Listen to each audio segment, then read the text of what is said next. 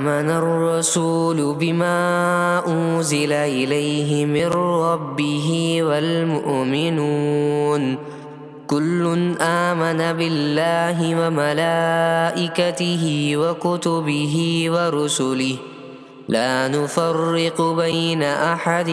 من رسله